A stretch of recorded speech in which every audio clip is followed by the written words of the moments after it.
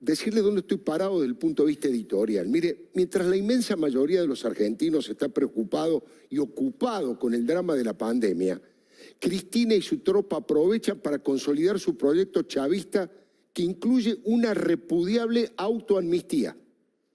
Para los más jóvenes, la ley de autoamnistía fue el último intento de fuga de la dictadura militar. El candidato a presidente del peronismo en 1983, ítalo-argentino Luder, en campaña electoral prometió garantizar la vigencia de semejante ilegalidad e inmoralidad que pretendía darle impunidad al terrorismo de Estado. Luder perdió las elecciones, pero Cristina y Néstor lo apoyaron desde su militancia en Río Gallegos. Hoy Cristina está liderando un plan sistemático para lograr impunidad para ella, para sus hijos y para el cártel de los pingüinos. Y eso se llama autoamnistía. Cristina sabe que mientras el cuarto gobierno kirchnerista, que está en el poder, ella jamás va a ir presa, jamás va a ir a la cárcel. Pero para quedarse absolutamente tranquila, quiere voltear todas las causas y a todos los jueces que le involucraron en 8 procesamientos y 8 juicios orales que tiene en marcha. Cristina quiere hacer borrón y cuenta nueva, que su prontuario quede virgen, en blanco, como si nunca hubiera sido la jefa de una asociación ilícita dedicada a saquear el Estado. Y ya le dije que además está muy apurada, casi desesperada por hacerlo cuanto antes. Todos los días hay un paso más. Todos los días hay una señal del copamiento absoluto que van haciendo de la justicia. ¿Quién lidera esto? En la práctica, en el terreno, el viceministro Juan Martín Mena, quien fue además segundo de los espías durante la presidencia de Cristina. Todas las piezas fueron distribuidas estratégicamente en ese ajedrez de la injusticia legítima. Mire, el doctor Carlos Zanini, alter ego judicial del actual vice, es el jefe de los abogados del Estado. Después del reclamo que hizo hace unos días Oscar Parrilli, el actual procurador del Tesoro Zanini, hoy también pidió ante la justicia la nulidad de la acusación en su contra en la causa por la firma del tenebroso pacto que firmaron con Irán. Y bueno, también exigió que quede sin efecto la elevación a juicio oral del caso, que insisto, tiene como principal acusada a Cristina Kirchner, a Juan Martín Mena y al propio Zanini. Hay que recordar que el 7 de diciembre del 2017, el doctor Claudio Bonadío, hoy fallecido, fue el que pidió el desafuero y la prisión preventiva de la expresidenta. En aquel momento la procesó por traición a la patria, encubrimiento agravado y estorbo de un acto funcional, todo vinculado al pacto con Irán como supuesto beneficio para los acusados del atentado a la AMIA. Según la justicia, la expresidenta y sus funcionarios, abro comillas, del expediente, generaron un plan criminal para dotar de impunidad a los iraníes responsables de la voladura de la Mutual Judía. Los privilegios, además, que le dieron a Amado Boudou van claramente al mismo lado. El juez Daniel Obligado lo mandó a su casa pese a que 10 días antes había rechazado esa prisión domiciliaria. El fiscal Javier De Luca se negó a apelar semejante arbitrariedad. Ahí lo estamos viendo a Boudou cuando salió en libertad con el barbijo. En consecuencia, Boudou por ahora no va a volver a la cárcel hasta que la Corte Suprema de Justicia lo decida. Qué tema para la Corte, ¿no? ¿Callará la Corte? En este caso, más que nunca, el que calle otorga. Vuelvo a Javier De Luca. Obviamente es un abogado parido por Eugenio Zaffaroni. Un soldado de Cristina que incluso en su momento, tal vez usted se acuerde, ya había determinado que en el caso Chicone no había delito. Y nadie olvidará que pidió 3 veces que se desestimara la denuncia de Alberto Nisman contra Cristina por el encubrimiento a los terroristas que volaron la AMIA. A De Luca solo le falta proponer que le hagan un monumento tanto a Cristina como a ese malandra de Estado llamado Amado. El caso Boudou es clave por varios motivos. Primero, porque fue el vice de Cristina elegido por ella, solamente por ella. Segundo, porque está condenado en doble instancia a 5 años y 10 meses de prisión e inhabilitación perpetua para ejercer cargos públicos. Y todavía tiene varias causas graves por delante, como la del enriquecimiento ilícito o la coima de $2 millones que le pagó el gobernador de Formosa, Gildo Infran. Además, queda claro que no estaba en prisión preventiva Boudou. Tampoco tenía ningún riesgo de salud frente al virus. Sin embargo, ahora está en la casa con su familia. La situación más explosiva es que Cristina quiere salvar a Vudú, pero para Alberto eso es tragar un sapo del tamaño de la Casa Rosada. ¿Sabe por qué? Alberto no lo quiere a Vudú, porque volteó de un plumazo en su momento a Esteban Rigui, uno de los mejores amigos, y porque en televisión Alberto Fernández, aquí en estos estudios, delante de Nelson Castro, dio por sentado que Vudú era culpable e involucró en el tema, además, a su actual jefa, Cristina. Dijo que las dos máculas con las que se iba a ir Cristina del gobierno eran la estatización de Chicone para borrar pruebas y el pacto con Irán. ¿Se acuerda?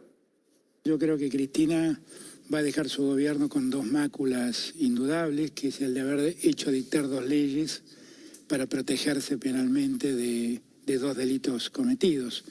El primero, el encubrimiento a Vudú, estatizando Chicone, y el segundo, el encubrimiento al haber hecho aprobar por ley el tratado con Irán, que es definitivamente un acto de encubrimiento.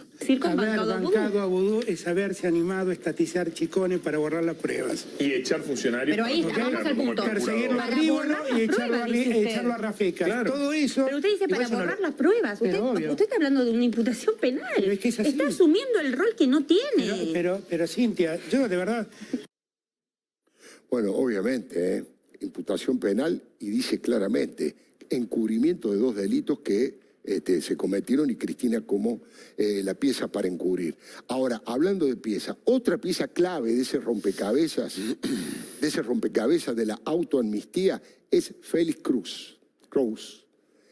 Es el jefe de la Oficina Anticorrupción que dejó de ser querellante en las dos causas en las que Cristina, sus hijos, estaban hasta las manos junto a dos socios, a Lázaro y Cristóbal. Hablo de Otesur y de Los Sauces.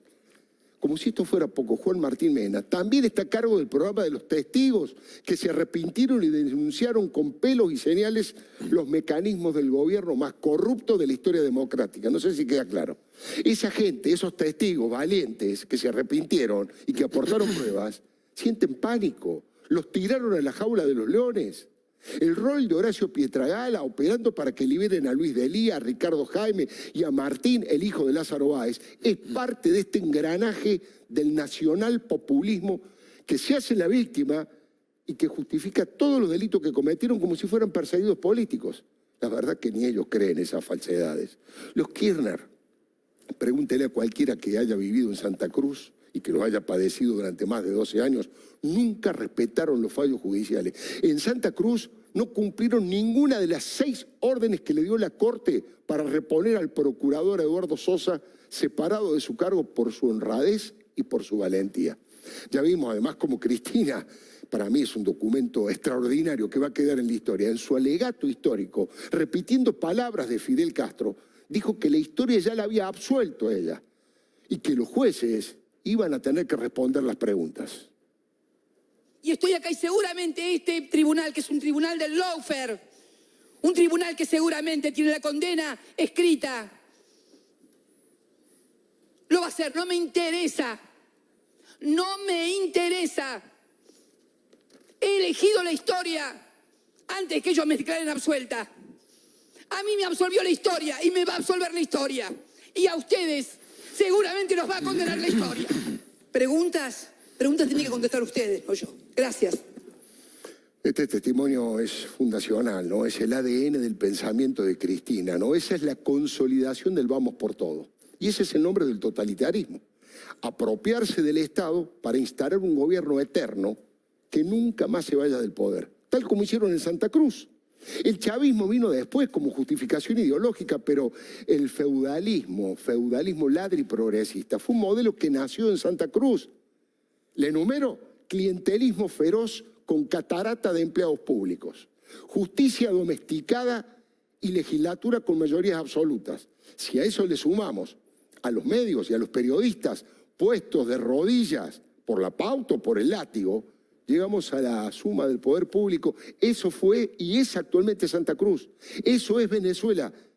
Y en eso quieren convertir a nuestra sufrida Argentina.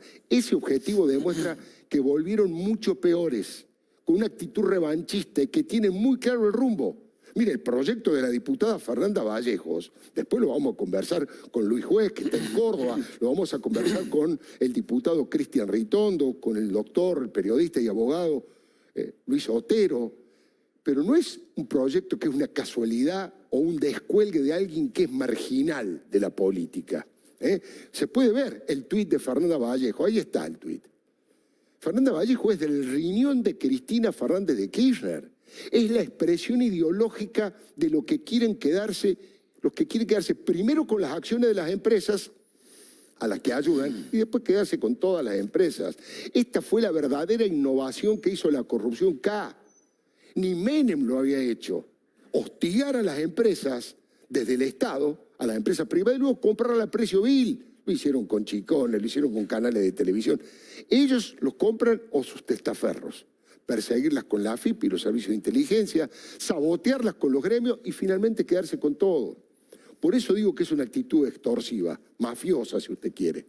Es lo mismo que están diseñando para el campo la producción agropecuaria, la Junta Nacional de Granos, dinamitar el Mercosur, no darle créditos a los chacareros que ahorren más del 5% de las hojas del trigo, que lo guarden, según lo que ellos ordenen. Y hasta la reforma agraria que propuso Juan Graboy son mojones de un camino que nos lleva derechito a una autocracia sin división de poderes ni libertad de expresión. Ellos hablan de una revolución por etapas. Esta idea absolutamente antidemocrática incluye cooptar a parte de la oposición y debilitar su poderío. De esto vamos a hablar en un ratito con Ritondo, con Juez y con el doctor Otero, por supuesto. La batalla de los Fernández contra María Eugenia Vidal y de Kicillof contra Horacio Rodríguez Larreta tiene esa explicación. Antes del coronavirus, Cristina ya había tirado nafta al fuego al fomentar la pelea contra Rodríguez Larreta y contra una ciudad como esta, que junto a Córdoba siempre le fue esquiva a Cristina y donde hay mayor cantidad de ciudadanos que la repudian a Cristina y no la votarían jamás. ¿Se acuerda cuando Cristina metió cizaña y comparó la ciudad con el conurbano? Potenciando el odio, la fractura social y el resentimiento. Dijo que en la ciudad hasta los helechos tenían luz y agua, y en el conurbano chapotean en el agua y en el barro. Fue La Matanza. Y entonces, claro, cuando uno va a la capital federal, ¿quién no quisiera vivir allí, donde hasta los helechos tienen luz y agua? Donde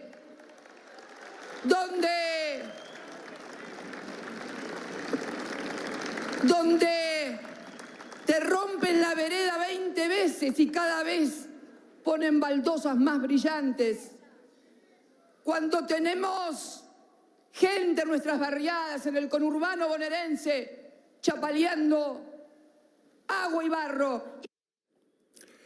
La verdad que estoy tentado de decir que en ese mismo acto, en La Matanza, el intendente Espinosa dijo: Cristina, sabes que La Matanza es tu casa, pero ella prefiere vivir en Barrio Norte y comprar departamento en Puerto Madero y en el Calafate, ¿no es cierto? A la Matanza no va. Pero después, en ese acto, Cristina habló del privilegio de los porteños, de los jardines colgantes que producen una gran desigualdad, sin darse cuenta que la provincia fue gobernada durante 29 años por el justicialismo de todos los colores al que ella adhirió siempre. ¿O son tan caraduras de echarle la culpa de la marginalidad de los barrios más vulnerables a Alejandro Armendáriz o a María Eugenia Vidal, que gobernaron 4 años cada uno? Fue en ese momento donde pensaron esa ofensiva coordinada, como la de ahora, para quitarle fondos de la coparticipación a la ciudad. Eso fue antes de la pandemia. Querían quitarle fondos de la coparticipación a Rodríguez Larreta y el argumento era el que acaba de decir Cristina. Es que siempre buscan culpables en lugar de encontrar soluciones. Mire, ojalá que no ocurra nunca, se lo digo de corazón. Pero si empieza a morir gente en el conurbano, como todos los epidemiólogos lo dicen, van a tratar de echarle la culpa a Larreta, está claro. Siempre la culpa afuera, nunca se hacen cargo de nada. Van a decir que semejante drama fue posible porque Rodríguez Larreta abrió un poco la cuarentena, porque Vidal no construyó hospitales en la provincia. Es lo que vienen diciendo. El ataque a Vidal fue tan sobreactuado y mentiroso que Alberto Fernández lo tuvo que repetir 2 veces. Después vino el fuego cruzado de los intendentes más cristinistas, ¿no? Hoy lo de Mario Seco de Ensenada no tiene nombre, no tiene nombre. Directamente con todas las letras lo acusa a Rodríguez Larreta de ser el que está, de responsabilizarlo de la muerte de la gente. Algunos dijeron barbaridades también, como Juan José Musi. Bueno, llegó a proponer que se corten los puentes y los accesos a la capital. Hoy Sergio Berni no lo dijo, pero tampoco lo desmintió. Dijo que había que buscar alguna forma de bloqueo. Lo vi esta mañana con Jorge Lanata en Radio Mitre. La camporista María Mendoza dijo que era irresponsable la apertura, la posibilidad de que los porteños hablan los negocios de cercanía y que el fin de semana los chicos puedan pasear una hora con sus padres. Porque eso fue todo. No se abrieron las puertas de par en par.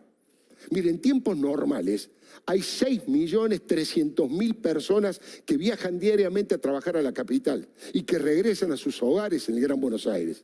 Ahora, ¿sabe cuánto lo están haciendo? 1.800.000 personas. Son los que cubren lo que se llaman los trabajos esenciales para que funcionen los supermercados, los bancos, los hospitales. Tienen que trabajar en la capital, además, esa gente, porque décadas de peronismo bonaerense no fueron capaces de generar trabajo genuino y abrir pequeñas industrias y comercios. Toman trenes y colectivos porque en su barrio, en la provincia, no hay trabajo. Y de eso se tienen que hacer cargo. Nadie viaja 2 horas por día porque le gusta. Fueron incapaces de crear fuentes de trabajo y de combatir de verdad la pobreza y la indigencia. Ahora, lo hablábamos recién con el exministro Rubinstein, ¿no? Lo del ministro de Salud bonaerense superó todo, ¿no? Olfatea que en 2 o 3 semanas tal vez el coronavirus puede impactar con mucha letalidad en los barrios más vulnerables de su distrito, donde viven 2 millones de personas. Y la verdad que puede ser una catástrofe humanitaria. Ojalá nos equivoquemos, ojalá eso no ocurra. Ahora eso parece que lo desequilibró a Daniel Goyán, que fue designado ministro por indicación de Cristina, que también lo tuvo al frente de su gestión sanitaria cuando fue presidente. Les recuerdo además que en ese momento fue procesado junto a Aníbal Fernández por la estafa del Plan Cunitas. No podía jurar como ministro, pero Kicillof dijo que era una persecución política. Y ya está. Goyán fue y volvió hasta que resolvió, como siempre, culpar al periodismo. Publicó un mapa donde la capital estaba en rojo y decía que ese era el mayor riesgo de radiación del coronavirus.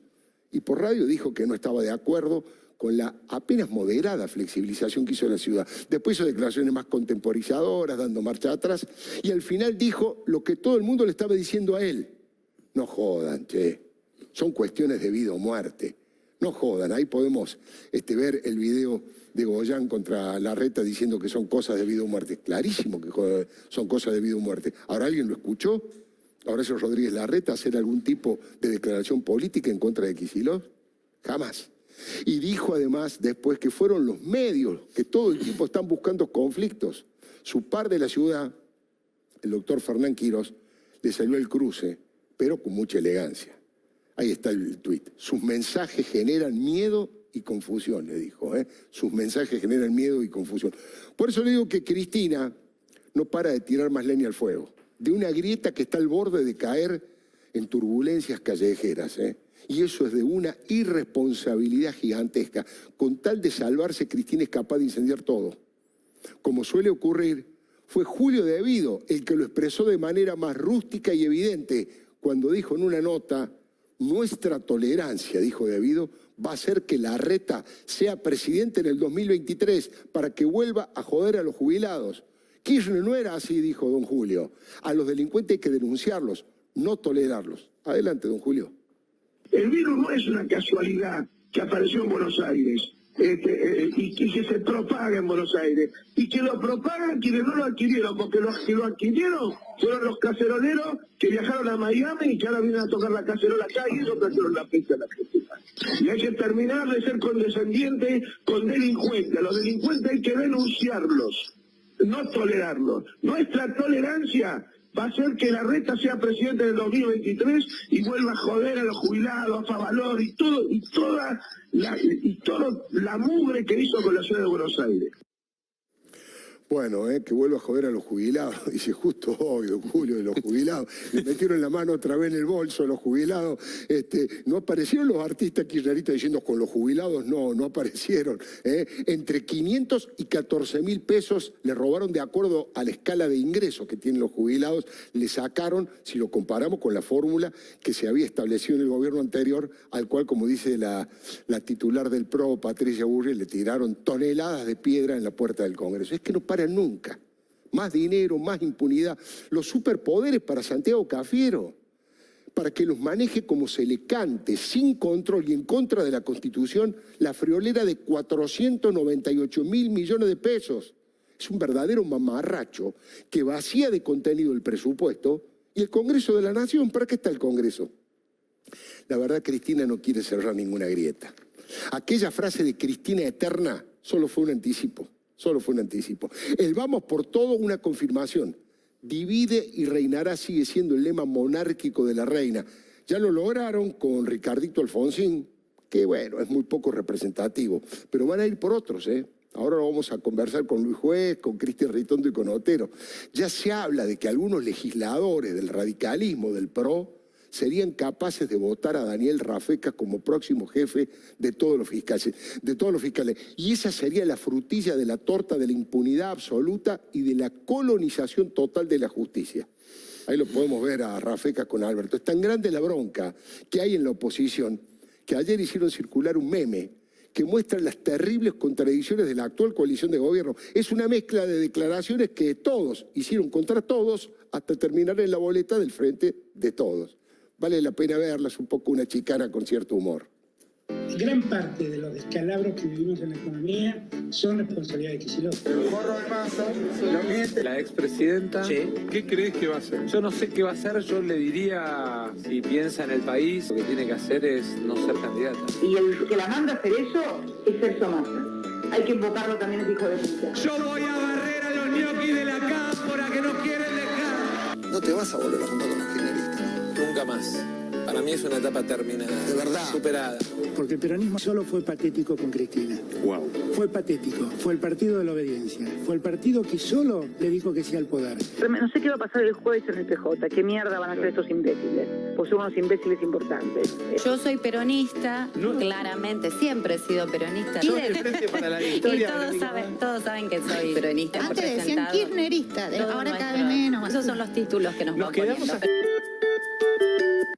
Es tragicómico, ¿no? Cuando Cristina dice lo del PJ son unos imbéciles importantes. Después el presidente a Gioja lo manda a que se suture lo que usted ya sabe. Con esto termino y vamos a escuchar a nuestros invitados. La ironía humorística como esta también es un instrumento del debate político. Todo lo que sea legal y todo lo que sea pacífico sirve para defender la república, la democracia y la libertad. Y en eso estamos. Le doy mi palabra.